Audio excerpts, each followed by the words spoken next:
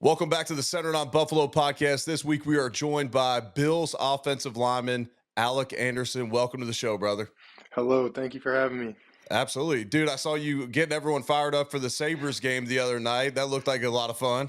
That was an amazing time. I had a lot of fun. The only thing they told me, they were like, "You can do whatever you want, just don't break the drum." So I was like, "All right, I'm going tarps off and chugging a beer." I was like, "I feel like that's the Buffalo way right there." No doubt. And you chugged it pretty quick. Do you think you're the fastest beer chugger on the team?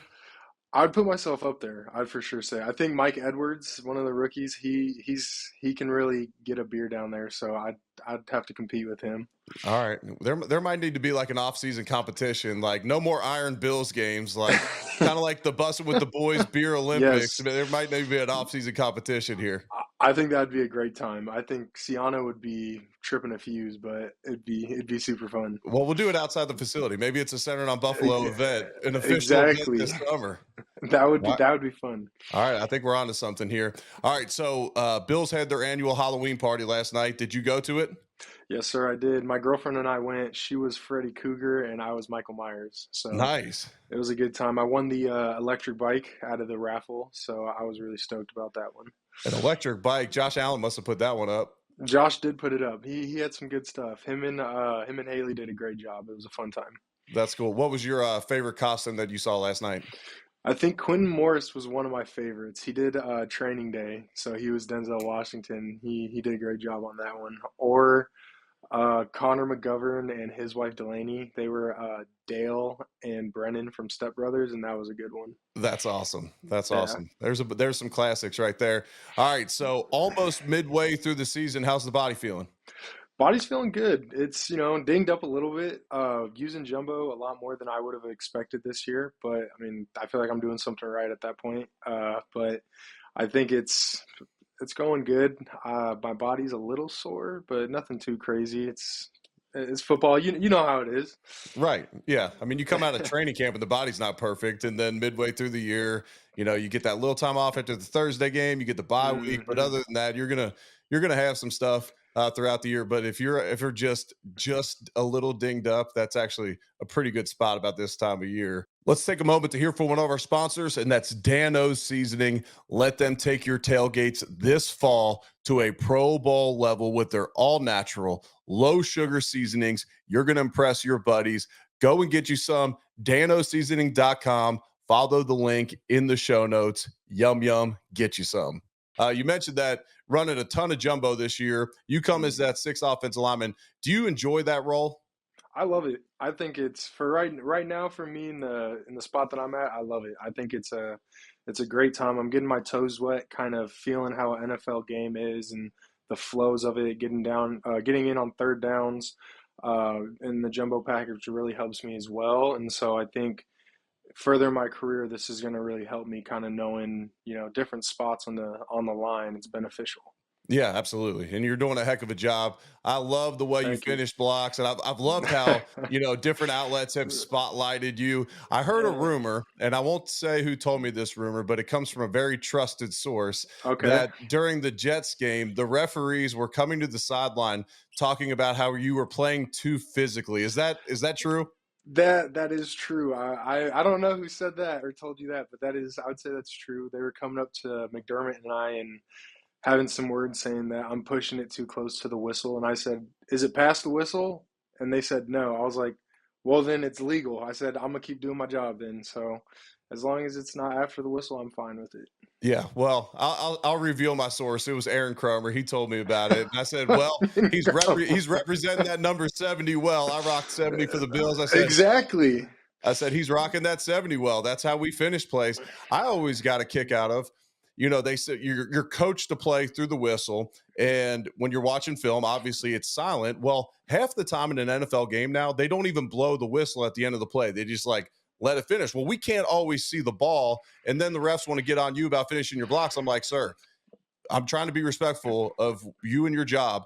But if we turn on that film and I quit before the play's over because Uh, I'm just assuming it's done, I'm going to get reamed. So until you throw a flag, I'm going to keep finishing plays because unless I see the ball carrier down, then I got to finish through whenever it stops. And if you don't blow the whistle, I have no idea I'm when gonna the just keep play's going. going.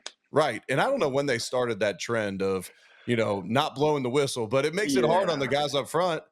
We're especially when you're, locked up with another guy. It's tough because you both are going after it, and so it's you kind of get lost, and the crowd's loud too. So they just Right. blow the whistle at that point. Do Yeah. your job and save us the extra hassle after the play. I know it. I know it. So I mentioned the Jets game. Is the hatred of the Jets, especially amongst the offensive line, is that hatred real?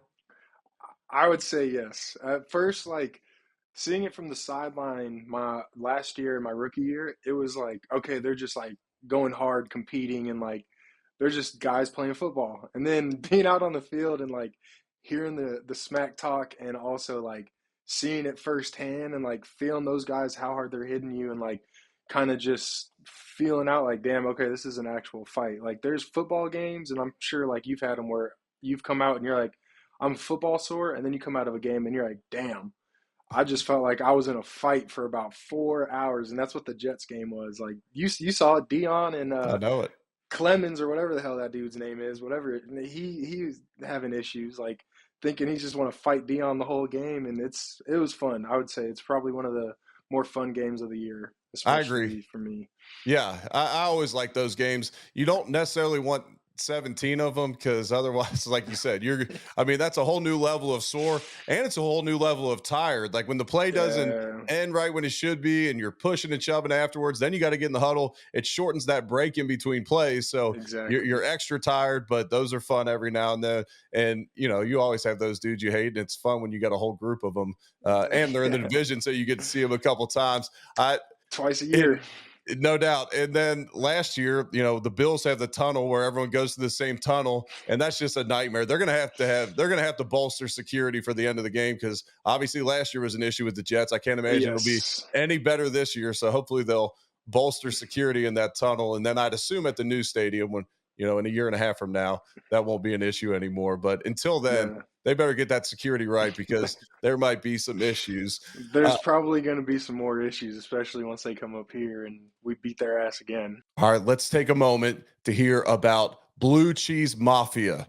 This clothing company, you've probably seen me rocking the shirts on social media. You've probably seen them on the podcast. They have an awesome line, and keep your eyes out. We're going to get some centered on Buffalo merch on bluecheesemafia.com. Go and check them out. All right, so you've been with Cromer for 3 seasons now. I played for him. Love that dude. How valuable Mm. is he to the organization as an offensive line coach? Cromer is, I'd say he's probably one of the big puzzle pieces that has fit into the Bills offense these last 3 years. I think that the technique that he teaches in today's game is so much beneficial to one, your longevity of your health, and two, like your style of play. You're not just bashing and, head hunting the whole game. You're really like technique driven. And I love that he's all about like playing long and getting your hands onto dudes and keeping them off you instead of just like mired in and kind of old school football when you're just bashing 400-pound dudes against each other, and it's Right. tough. So I think he brings a different type of technique to the game that's amazing, and also for players like myself who's an undrafted free agent, I think he just gives a all out fair play field for you, and he tells you exactly how it is, and where you need to work on and improve as a player to get onto the field, and where you need to clean it up and kind of fix it to stay in the position you're at and get better. And I think that's amazing because he simplifies everything. He doesn't try to make it so drastic when you play left guard or right tackle, for me who has to play 5 different positions a game. And Right. so it's amazing. He's really calm, and like sometimes he can get angry, but it has everybody. But he's a great guy. I love him. Chrome is awesome. Yeah, he's matured a lot over these last maybe 9 or 10 years. I think he used to be a little bit more fiery, but he still treated the veterans, really well, kind of let you do your thing as far as, Yeah. okay, this is what you do well. Perfect. We're going to do that often. And Hmm. we're going to fit all your skill sets, fit your technique to your skill sets. And I always called him the Cromer ninja tricks. And I wish I learned them earlier Yeah. in my career because, towards the end of my career, I'm like, grabbing a dude's hip to move him out of the way, as opposed to earlier in my career, I'm like diving across him, trying any which way to get in position. It's like, no, It's no, nuts. just pull his back, pull the opposite hip and watch what happens. And then all And of a then sudden the dude gets completely out of position. you're moving heavy dudes out of the way with ease, and you're like, dang, like if I would have learned that in college and in high school, you're doing this, like it's amazing. It helps out so much. I know it. I know it. So I'm going to ask you about a couple rookies. Ray Davis comes in, gets his opportunity in the Jets game to get a full workload. And Hmm. then obviously he's played well throughout the year, but he really got featured with Cook out that game. What's he brought to the table in this Bills offense? I think Ray brings a different type of explosiveness. Jimbo, he goes and he's so smooth when he runs. He runs, but when he sees a hole, he kind of gets in there and he uses his speed. I think with Ray, he really gets the ball and can press into the line. And his vision over the years, I feel like will get a lot better as it should. And but as a rookie right now, I think he has some great ball carrier vision and the holes that he's able to hit and the cuts that he has. It's like good to see that he's able to plant his foot and like dip his shoulder. And he's not the tallest dude or anything, but I feel that Ray is moves with such force, and when he sees something, he wants to go that way, and he's going to dip his shoulder and get that extra yard to 2 yards. I think that's what he brings for us. Yeah, yeah, I've been really impressed with him. And then Keon Coleman's coming into his own, and obviously we see the catches, we see the stats. Yeah. What I really liked that last game was his blocking. I mean, he put Job, their corner, put him Mm, straight into the bench. Came off the ball and put Woolen on his butt. yes. I mean, to me, you love it in the meeting rooms when you see a receiver doing that. When you guys watched that on Monday, how much fun were you guys having with it? Oh, it was great. It was a great time. I saw that one where he drove him into the bench. He drove him past me, and I just turned to the side, and I was like, "Oh, he's about to do it! Like that is crazy." And he did it, and I was like, "All right." And after the game, he said it. He was like, "I don't talk shit." He was like, "When you want to talk shit to me, he's like, I'm gonna just block you into the bench." And he was like, "That's what I did with him." I was like, "All right, dog." I was like, "Good for you." I was like, "Keep that attitude, bro." Oh yeah, and you earned the respect from the vets, especially the O line. I heard Dion after the game say he Hmm. wanted a signed pair of his cleats after that game because he earned it. But are you seeing a different level of confidence from Keon? Like sometimes, and you know this from being a young dude in the league, sometimes you got to see yourself making those plays out there, and then all of a sudden you say, "Okay, I can perform in this stage." And not that he didn't go into the first game thinking that, but are you seeing a new level of confidence from him? Yeah, for sure. I think that Keon has kind of seen what he's able to do and kind of like that baby deer figures out, oh, wait, I am athletic. I am, big and strong. And we kind of saw it this week with him saying, you know what, screw it. I'm going to put my hands on people and block, not only that I catch. And I think our offensive coordinator, Joe Brady, has done an amazing job kind of giving that mentality to everybody. And his whole mantra this year of everybody eats is sticking true all the way through 8 weeks of the season. And so, it's made me happy to see Keon block as he's doing, but also uh, catch and like make the big plays that we've known that he's should have been making for us since week one, but now he's starting to do. Yep, no doubt. Let's take a quick break for our sponsor, Prime. And if you followed this show, you know I'm a huge fan of their collabs with Kevin Durant, Aaron Judge, who's playing in the World Series right now, WWE. They're a big hit in our household. Go out and get you some of that Prime hydration. Who would you say is the best athlete on the offensive line? Selfishly, I'd say myself I like because it. I play so many different positions. I feel like that's got to count for something. But I'd say overall, maybe Dion. Yeah. Just because he's got Snow Sports, shout out Snow Motorsports. He's doing all that, so like I'm just trying to see him and you know whatever Dion's trying to do, I'm trying to do the same thing because he's been successful for 9 years now in the league, and what's worked for him, it doesn't work for everybody because he's got those big ass calves. But Right. I I would say he might be one of the most athletic dudes on the team too. Yeah, yeah. I think that's fair. I think that's fair. Are they going to throw you a touchdown this year? Like you get all those reps at tight end. Like when are they going to give you that big man opportunity? I think that will be the icing on the cake to me being the most athletic. If I catch a touchdown pass, which hopefully we should put one in, call Brady, call out, dog. Yep.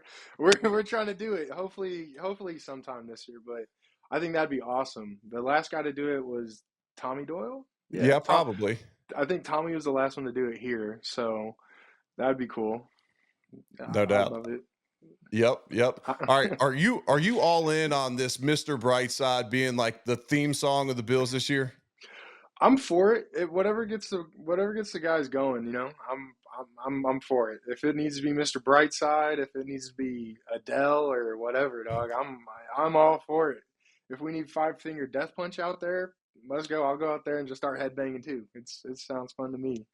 I love it. Are you playing your own pregame music in the locker room? Or are you rocking with what the DJ's got going?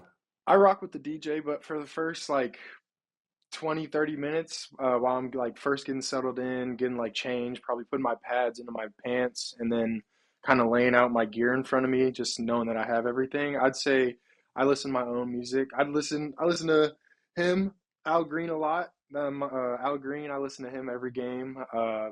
Purple Rain is something I listen to by Prince, and real some old school, new school. I just kind of whatever I'm feeling at that very second, I'll just throw it on. I like it. I like it. All right, last one from me. What's your favorite wing spot in Buffalo? Mm. Um, I think Wingnuts is up there. I Yep. went there recently and it's very good. I'm actually going there next week to do something with like the Buffalo Barstool people, and so I'm gonna go to Wingnuts. I like their sauce. They're like spicy. Mm, I like a good spicy sauce. Yeah, they do a good job. They do a good job over there. Are you blue cheese or ranch? This is the thing out here, outside of California, or sorry, inside of California, I'll do ranch just because it tastes different. But out here, the blue cheese is drastically different and much better than anywhere else I've had it. So out here, I only eat the blue cheese. That's the correct answer. Alec, I appreciate you coming on the podcast, brother. Thank You you. were great. Appreciate it. Good luck the rest of the way. Stay healthy and keep kicking ass, brother. Yes, sir. Thank you. Thank you for having me.